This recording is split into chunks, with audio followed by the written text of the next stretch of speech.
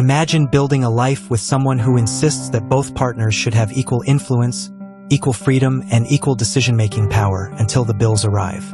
In the living room, the language is modern. The relationship is described as a partnership. Every opinion is meant to carry the same weight. Every major decision is expected to be shared. But when the mortgage statement lands on the table, when school fees are due, when the car breaks down, and when real financial pressure begins to squeeze the household, the language suddenly changes. Equality becomes optional, and tradition is called back into service. This is where many men discover a painful contradiction. They are told that marriage should be a balanced union of two independent adults, yet they are still expected to shoulder the largest share of the financial burden. They split chores. They provide emotional support. They compromise. They share authority. But when it comes to the hardest responsibilities, the obligations that determine whether the household survives, the expectation often shifts back to one familiar assumption: the man must cover the gap. That is the modern paradox many men are struggling to understand. A woman may proudly describe herself as independent, self-sufficient, and equal in every respect. But independence is not measured by words. It is measured by what happens when sacrifice is required. It is measured by whether both people are willing to absorb the pressure, the risk, and the uncomfortable realities that come with building a stable home. True equality is not about sharing power only when it feels rewarding. It is about sharing burdens when the rewards disappear. And this is where many men make a costly mistake. They hear the language of equality and assume it means equal responsibility.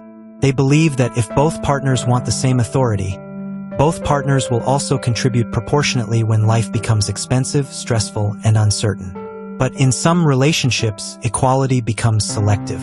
Privileges are shared. Obligations are outsourced.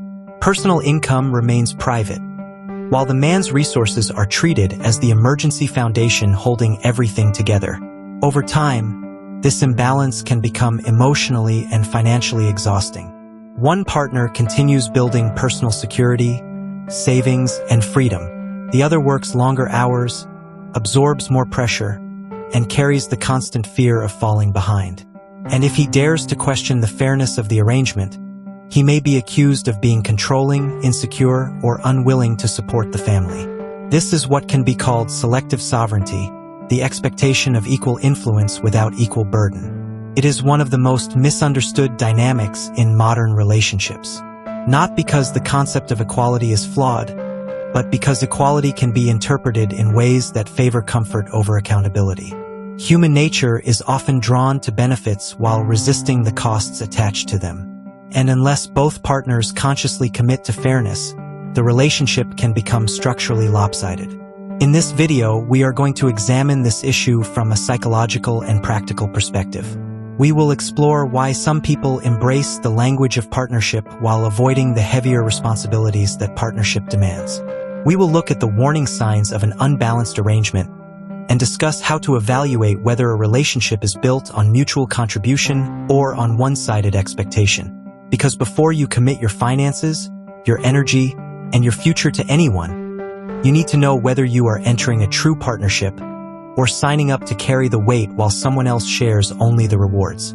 Let's examine the architecture of the asymmetric vow and uncover what every man should understand before investing his life in a relationship that promises equality but delivers imbalance. The first dynamic we must lay bare is what we call the selective sandbox. Human behavior is naturally wired to seek maximum comfort with minimal risk.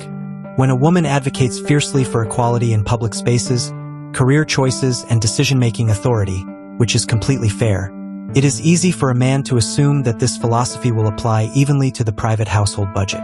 But when the reality of a marriage hits, a psychological shift frequently occurs. The brain enters a defensive state of convenience. Suddenly, old cultural narratives that benefit the individual are dragged back into the light, while modern narratives that demand equal sacrifice are pushed into the corner.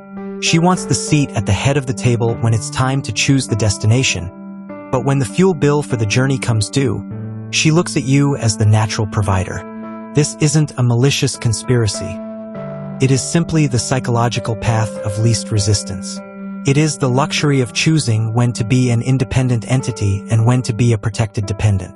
If you do not recognize this shift in the early stages, you will find yourself caught in a trap where you have all the traditional expectations of a 1950s husband, but your partner has all the modern privileges of a 2026 executive, leaving you with double the stress and half the authority. This leads directly into the luxury of dual identity. In a balanced world, responsibility must always equal authority. If a person has a 50% say in how a life is run, they must carry a 50% burden in keeping that life afloat. But when a relationship becomes uncalibrated, one partner learns to navigate between two different identities depending on what the situation requires. During an argument about leadership, she will tell you that she is an equal partner who doesn't need a master. But during a financial crunch, or when a roof starts leaking, or when the pressure of the world becomes heavy, her language changes. Suddenly, she evokes the ancient tribal instinct that it is a man's biological duty to protect and provide. She steps back into the traditional role to shield her resources, while leaving you exposed to the elements. This dual identity allows a person to avoid the true cost of independence. The sovereign man doesn't get angry at this dynamic. He simply looks at the ledger. He understands that if a person can change the rules of the game whenever they are losing, the game is rigged from the start.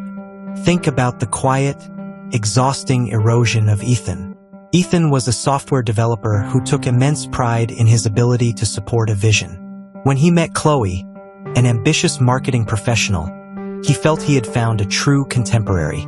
Chloe spoke beautifully about breaking glass ceilings, about financial independence, and how she never wanted to depend on a man for her survival. Ethan found this incredibly attractive. He felt it meant they would face the world as a unified team, side by side, sharing the load. Ethan is our tragic scenario because he fell into the accommodation blind spot.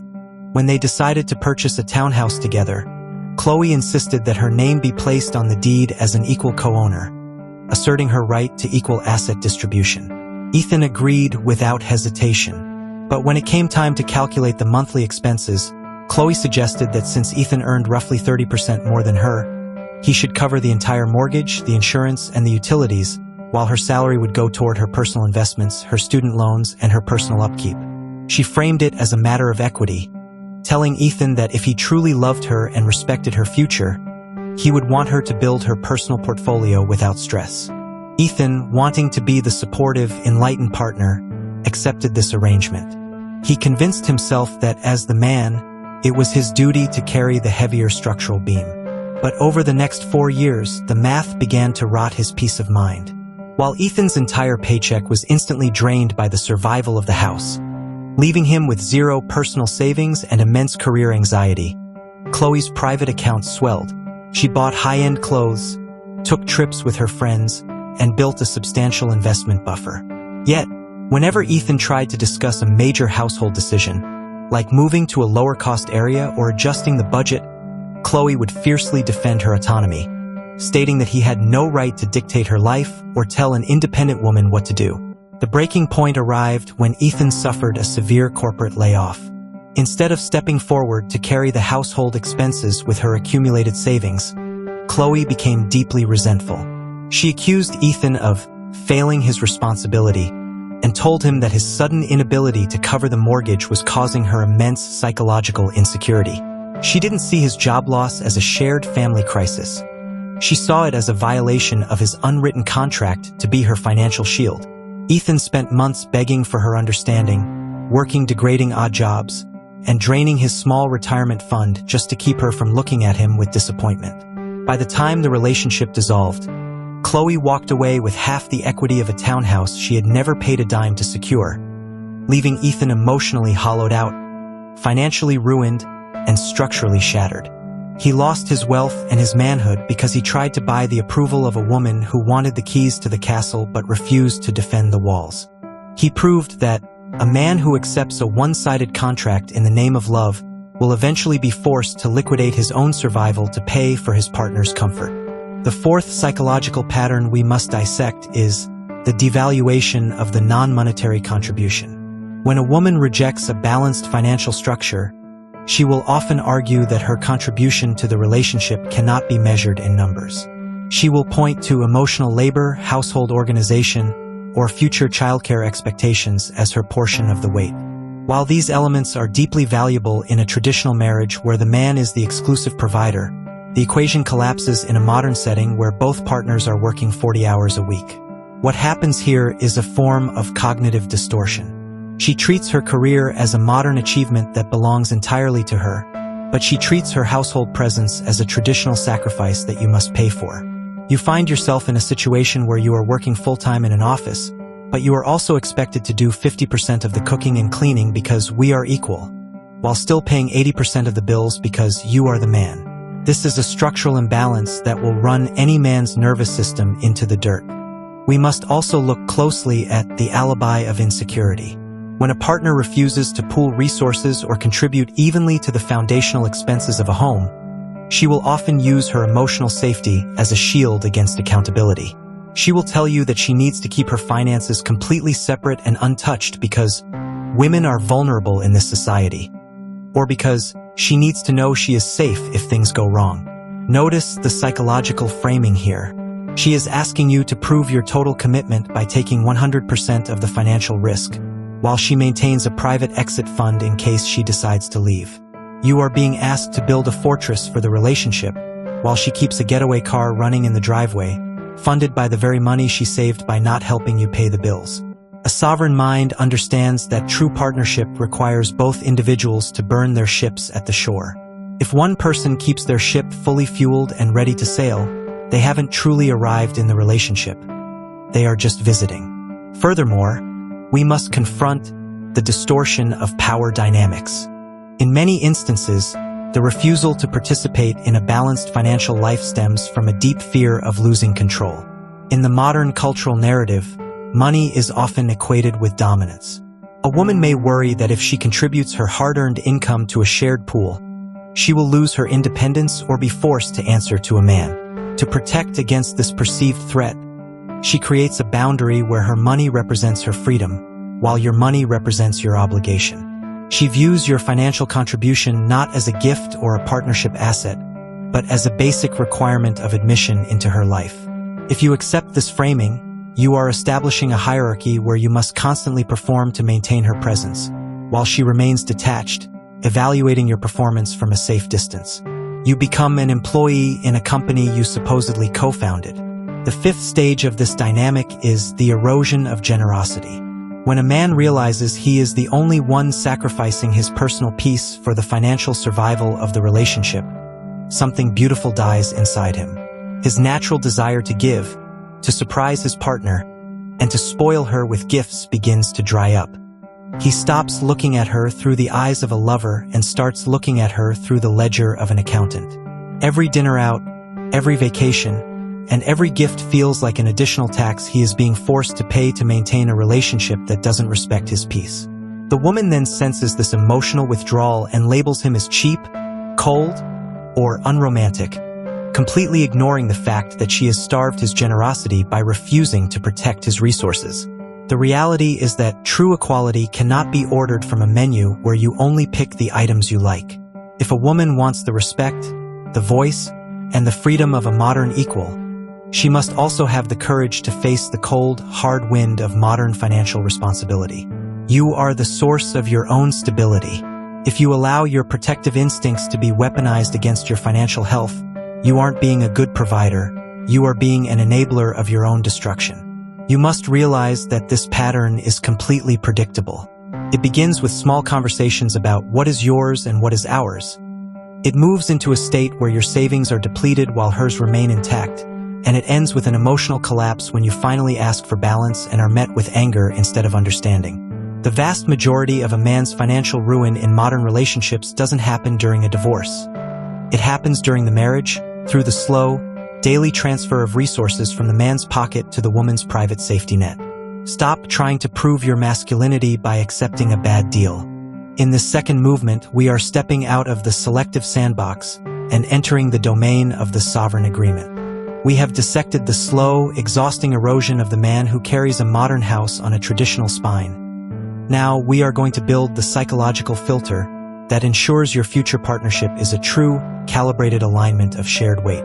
We are diving into the standard reset, the exact moment where a woman realizes that your resources are no longer a free utility she can access without skin in the game. We will break down the neurobiology of true accountability and why your absolute willingness to walk away from an asymmetric deal is the only posture that commands genuine respect. By the end of this, you will understand that demanding financial balance isn't a sign of petty accounting. It is the guardrail of a sovereign life. You aren't losing a romance. You are liquidating a parasitic structure and securing the foundation of a kingdom that respects your peace. Most people react.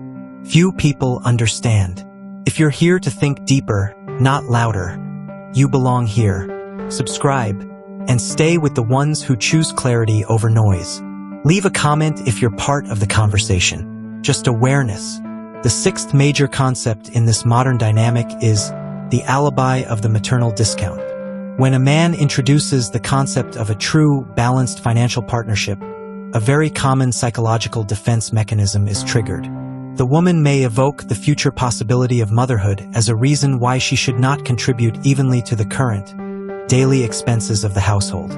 She will argue that because she might one day carry a child and take maternity leave, her current income must be fully protected and preserved as her private buffer.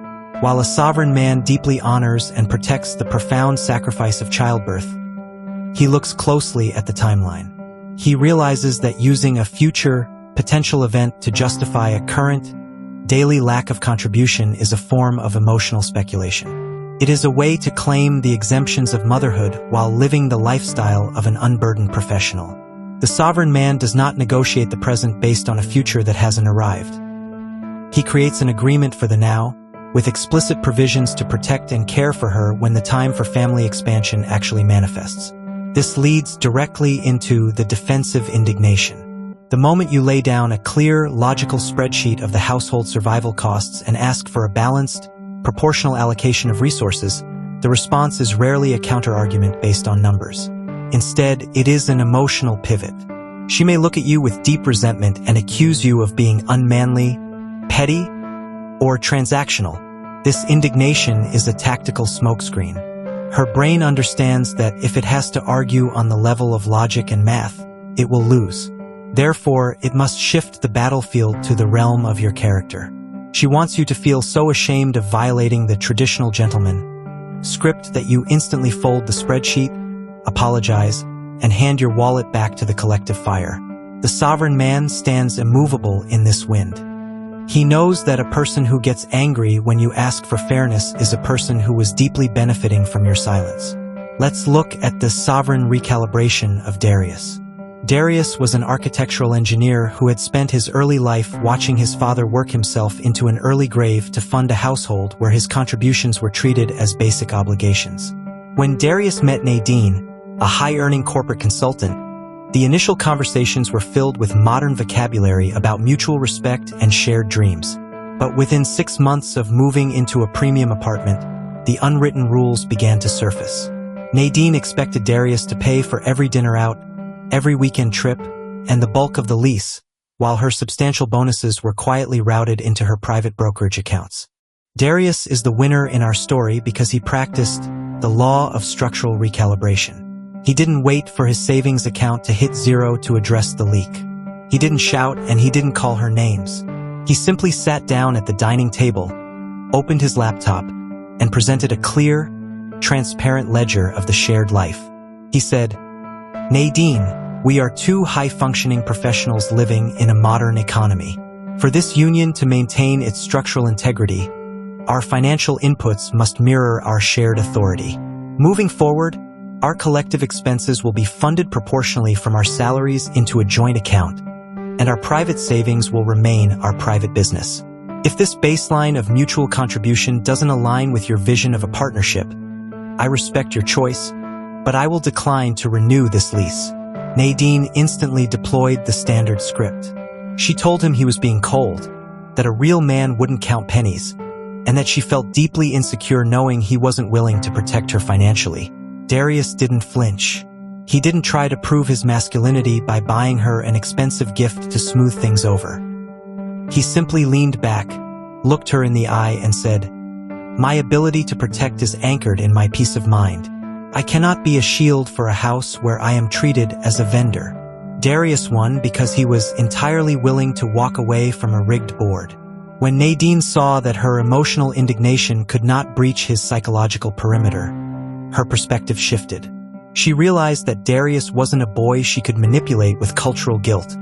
He was a man who valued his own life force. She agreed to the joint structure, began contributing her fair portion to the foundation, and for the first time she looked at Darius with a deep, biological respect she had never shown him when he was playing the role of the default provider. Darius saved his fortune, his health, and his future family because he had the courage to enforce a standard before the rot could destroy the timber. He proved that a man's boundaries are not an attack on a woman. They are the filter that separates a true partner from a sophisticated consumer. The ninth major realization is the mirage of the equal voice. You must understand that in an uncalibrated marriage, the demand for equality is often a one-way street.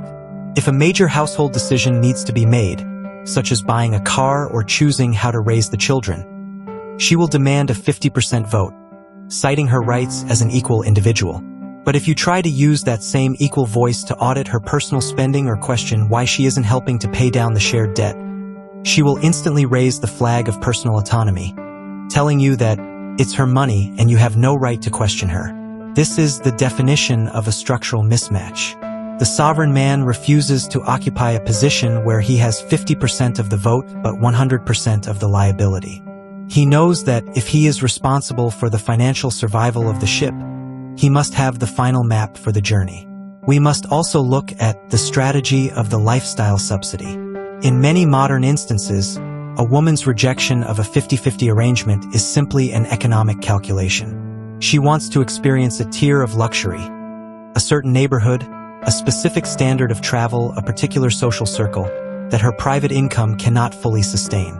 By anchoring herself to a man who covers the baseline survival costs, she effectively uses his labor to subsidize her lifestyle elevation.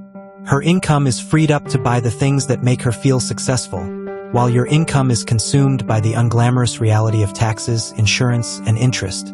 You become the structural ballast of her private luxury cruise. Furthermore, behavioral dynamics indicate that a woman who refuses to invest her resources into your shared vision is a woman who has already diversified her emotional portfolio. When a human being is fully committed to a lifelong mission, they do not hold back their capital. They don't keep an exit fund hidden in the drawer unless they believe the house is likely to fall. Her refusal to blend her financial energy with yours is the physical proof of her internal hesitation. She is keeping one foot outside the door so that if the wind changes, she can step away without losing a single feather, leaving you to deal with the wreckage of the collapse. The final psychological shift is moving from trying to convince her to be fair to deciding what you are willing to tolerate. This is the moment of true maturity. You stop arguing about the philosophy of modern marriage. You stop sending articles about financial equality. You accept her current behavior as her final statement of intent. If she chooses to view your resources as her privilege and her resources as her private property, that is her authentic standard. You do not try to change her mind. You simply change her access to your life.